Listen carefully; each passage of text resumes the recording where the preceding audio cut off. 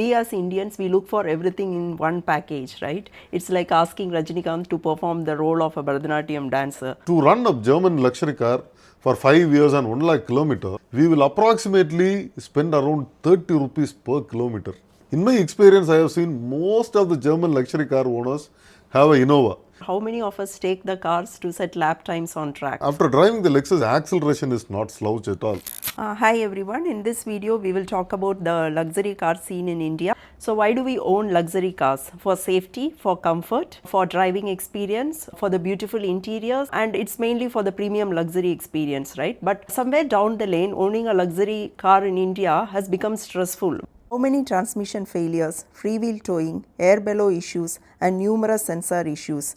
Even the flatbed towing business is thriving because of them. Frequent workshop visits and high maintenance costs. So the luxury which is a burden is not a luxury anymore. So we have a question here, how Indians see the luxury cars and how considering beyond the three major brands would benefit us. Having said that, let's dive deep into the discussion. She brought in a different perspective about luxury car scene in developed nations. Among the brands she was talking about, only Lexus is available in India, and I didn't take time to do an extensive drive, and I would share my experience. When it's luxury, only three German brands comes in my mind: Mercedes, BMW and Audi.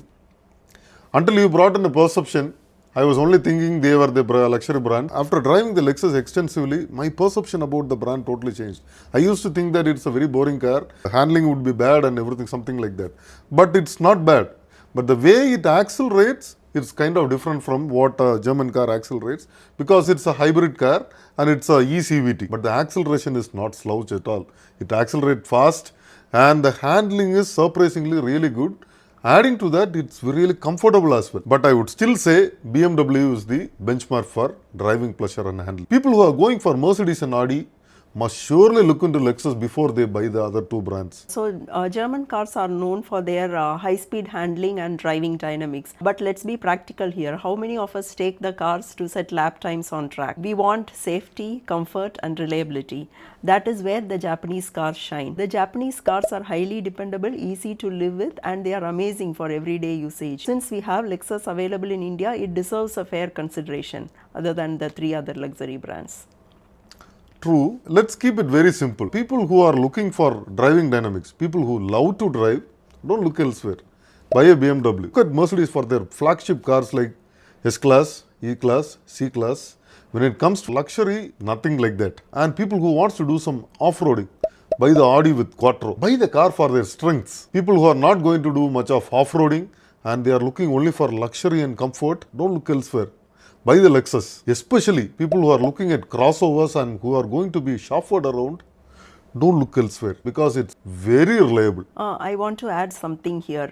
So we as Indians, we look for everything in one package, right? It's like asking Rajinikanth to perform the role of a Bharatanatyam dancer.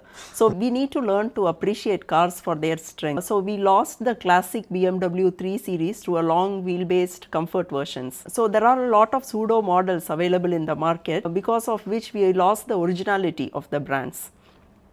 Yeah. So as Indians, we need to learn to let the brands play to their strengths.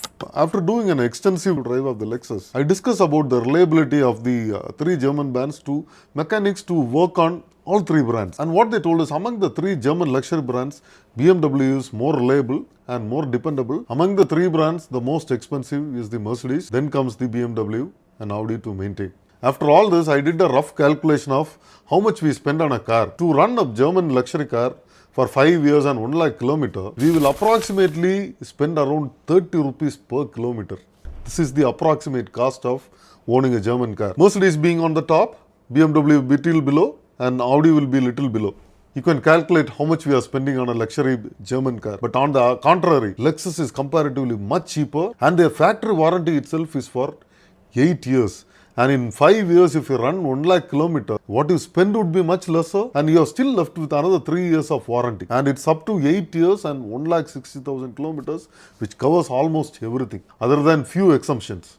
All major parts are covered. In my experience, I have seen most of the German luxury car owners have a Innova.